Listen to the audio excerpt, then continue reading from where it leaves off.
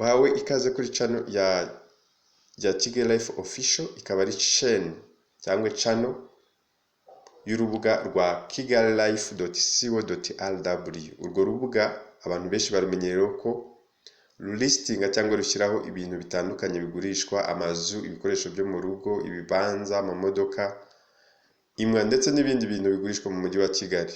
Kuri uyu munsi ku itariki ya 10 z'ukwezi kwa munani mu mwaka wa 2023 tukuzane inzu nziza iri mu kibanza kinini igurishwa Kacyiru munsi ya ambasade y'Abanyamerika. Dore impamvu 10 ushobora kugura iyo nzu. Impamvu ya mbere, iyi nzu iri mu buso bunini bungana na metero kare 1134 nk'uko twabivuze haruguru. Ariko uzirikane yuko ubusanzwe ikibanza gisanzwe cyemewe n'umujyi wa Kigali kiba kingana n'ubuso bwa metero kare 300. No kuvuga yuko iki kibanza kiri hafi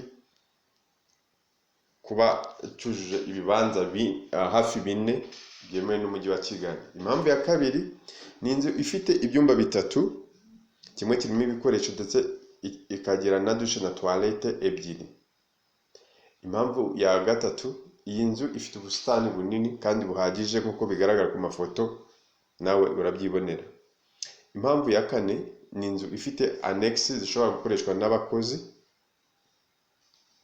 bakaba bazibamo ziri hanze.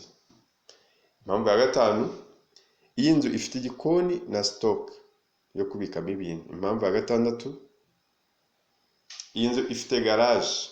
Murabizi bamwe ko kera inzu zubakwaga bazigeneraga icyumba kimwe cyo kurazamo imodoka. Kuri ubu akenshi abantu benshi imodoka baziraza mu gipangu, wenda bagashaka tente bakazitwikira cyangwa ntibazitwikire. Ariko iyi nzu yo ifitemo umwanya wahariwe garage. Birumvikana yuko uwo mwanya ushobora kubikamo imodoka cyangwa ukaba icyo cyumba wanagikoresha mu bindi ibintu, ukaba wakikoresha mu buryo busanzwe.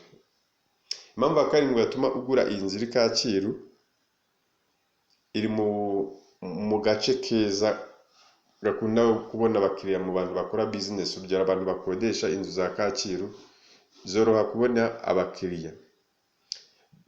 Bityo rero iyi nzu uyigeraho unyuze munsi y'ambasade y'Abanyamerika. Impamvu ya munani, iyi nzu ifite annex ikodeshwa ku ruhande ifatanye n'igipangu. Birumvikana yuko uguze iyi nzu n'iyo nzu iri ku ruhande wajya uyikodesha cyangwa ukaba wayikoresha ibindi ushaka. Impamvu ya 9 ibanziriza ya nyuma, nuko iyi nzu turi kugurisha ihereye Kacyiru. Iyo uhari uba witegeye neza mu mujyi rwagati, ukaba ureba ibice byo ku Muhima, ibice byo mu Kiyovu. Bityo urumva yuko uyiguze wakwishimira yuko uguze inzu ifite view nziza. Kandi ikindi cya kabiri, iyi nzu iri hejuru y'umuhanda.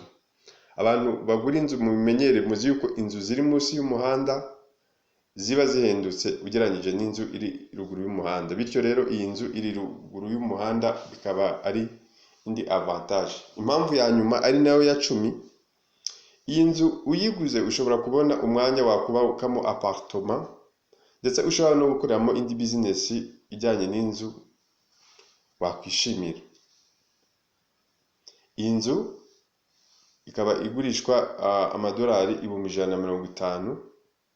150,000 kuri uyu munsi bikaba ugereranyije bingana na miliyoni 180 z'amanyarwanda. Karibu rero muze mwigurira inzu.